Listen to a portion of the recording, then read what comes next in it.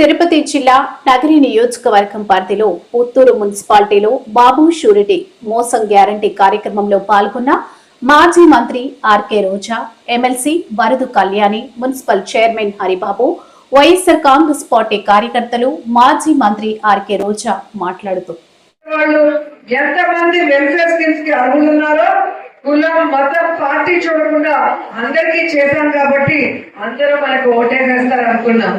కానీ చంద్రబాబు నాయుడు జగన్ ఇచ్చేటు అన్ని ఇస్తూ మళ్ళీ అమ్మఒడి ఒకరుంటే 15,000, ఇద్దరుంటే 30,000, ముగ్గురుంటే 45,000 ఇస్తామని అబద్ధపు వాగ్దానం చేశాడు. ఇంట్లో 18 సంవత్సరాలు దాటిన మహిళ ఎంతమంది ఉంటే అంతమందికి మళ్ళీ డబ్బులు ఇస్తారు 1500 చెప్పడం జరిగింది. అలాగే రైతు భరోసా 20,000 అన్నదాత సుఖీభావ అన్న పేరుతో ఇస్తానని చెప్పడం జరిగింది. ఇలా ఎన్నో 143 వాగ్దానాలని మేనిఫెస్టోలో పొందుపరచడం జరిగింది. సూపర్ 6 లో అయితే ఆడవాళ్ళకి మరి రాష్ట్రం అంతా ఆనందంగా ఫ్రీగా తిరగచ్చు అని ఈ పెద్ద మనిషే పబ్లిక్ మీటింగ్ లో పబ్లిక్ గా అబద్ధం చెప్పాడు.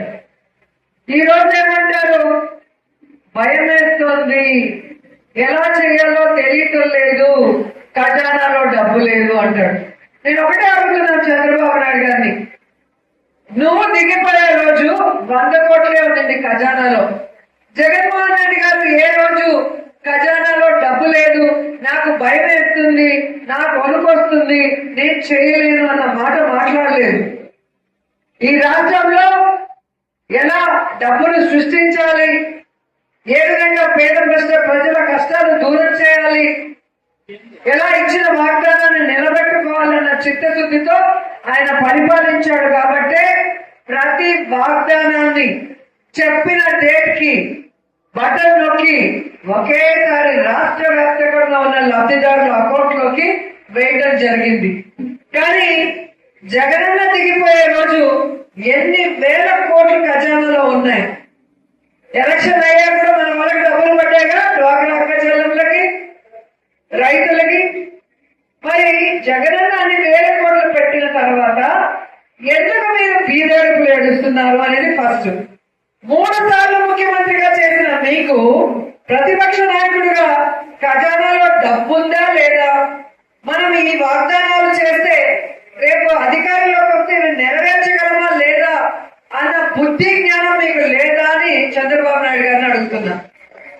ఎందుకంటే వారు మేనిఫెస్టోని రిలీజ్ చేసే రోజు బీజేపీ నాయకులు ఇలా తోసేశారు. మీరు టీవీలో చూస్తుంటారు. ఎందుకంటే అవి చేయలేము, ఈ చంద్రబాబు నాయుడు దొంగ మాటలకు మనం సపోర్ట్ చేస్తే రేపు మనని కూడా తుమ్మెత్తి పోస్తారని బీజేపీ నాయకులు భయపడి ఇలా తోసేసి దూరంగా నిల్చున్నారు. ఇక బుర్రలేని పవన్ కళ్యాణ్ పాపం చంద్రబాబు నాయుడు ఏం చెప్తే అది నిజమని నమ్ముతాడు. సో చంద్రబాబు నాయుడు ముఖ్యమంత్రిగా ఇంకా 15-20 ఏళ్ళు మోయాలి ఆయన పల్లకినని జన కూలీలకు చెబుతూనే ఆ రోజు చంద్రబాబు నాయుడుతో సహా మేనిఫెస్టోలో సంతకం పెట్టి ఇవి మేము చేస్తాము, ఆయన చేయకపోతే ప్రశ్నిస్తాను అన్న పెద్ద మనిషి ఇప్పుడు ఎక్కడ నిద్రపోతున్నాడో, ఏ షూటింగ్ చేస్తున్నాడో మనకు అర్థం కావట్లేదు. ప్రజల కోసం అయితే ఎప్పుడు ఇక్కడికి వచ్చి ఏ సమస్య మీద పోరాడింది లేదు. అంత రిలాక్స్ గా ఉన్న డిప్యూటీ సీఎం ని ఏ రాష్ట్రంలో కూడా మనం చూసుండలేము. సో ఈ రోజు నేను అడిగేది ఒక్కటే, మరి 3 సార్లు ముఖ్యమంత్రిగా చేసిన మీకు మేనిఫెస్టోని సంతకం చేసి ప్రజలకి చూపించిన మీకు ప్రతి ఇంటికి కూడా ఇంట్లో ఎంతమంది ఉన్నారు, వారు ఏ ఏ స్కీములకి అర్హులు, వాళ్ళకి సంవత్సరానికి ఎంత వస్తుంది, 5 సంవత్సరాలకు ఎంత వస్తుందో లెక్క వేసి మేము అధికారంలోకి వస్తే జూన్ నుంచే 2024 జూన్ నుంచే ఇవన్నీ మీకు అకౌంట్ లో పడిపోతాయి అంటే నమ్మతారా నమ్మరా జనాలు? ఎందుకంటే ఆల్రెడీ జగనన్న బటన్ నొక్కితే అన్ని వస్తున్నాయి. సో అలాగే అనుకున్నారు. ఏమైంది, జూన్ టు జూన్ క్యాలెండర్ లో సంవత్సరం మారింది, నెలలు మారాయి. కానీ చంద్రబాబు నాయుడు బాండ్ లో చెప్పిన ఏమీ కూడా నెరవేర్చలేదు. దీని మీద జగన్మోహన్ రెడ్డి గారు రీకాలింగ్ చంద్రబాబు నాయుడు మేనిఫెస్టో, ఎందుకంటే గతంలో అధికారంలో వచ్చాక చంద్రబాబు నాయుడు వాళ్ళ వెబ్సైట్ లోనే మేనిఫెస్టో తీసేసిన ఘనుడు. ఎందుకంటే మేనిఫెస్టో అంటే ప్రజలు చూస్తే గుర్తిస్తారు, మనం జిల్లాలకు వెళ్ళినప్పుడు మనల్ని ప్రశ్నిస్తారని వాళ్ళు మేనిఫెస్టో తీసిన ఘనులు కాబట్టి వాళ్ళకి మేనిఫెస్టోని గుర్తు చేయాలని ఈ కార్యక్రమం పెట్టారు. ఎందుకంటే మీ అందరికీ తెలుసు, జగనన్న ముఖ్యమంత్రిగా ఉన్నప్పుడు జగనన్న ఆఫీస్ నుంచి కింద స్థాయి విలేజ్ ఆఫీస్ వరకు సెక్రటరీ వరకు అందరికీ మేనిఫెస్టో ఇవ్వడం జరిగింది మన పార్టీని.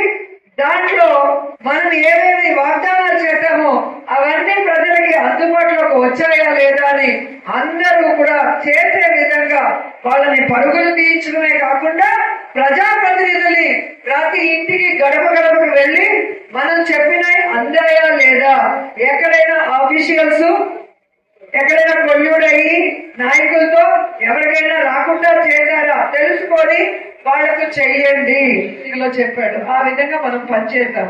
సో అదే విధంగా చంద్రబాబు నాయుడు చెయ్యలేదు కాబట్టి ఆయన మేనిఫెస్టో ఏంటి గుర్తు చేయాలని ఈ కార్యక్రమాన్ని విజయవాడలో మీటింగ్ పెట్టి అనౌన్స్ చేస్తే ప్రతిదీ కాపీ పేస్ట్, కాపీ క్యాట్ అంటారు చూస్తారా.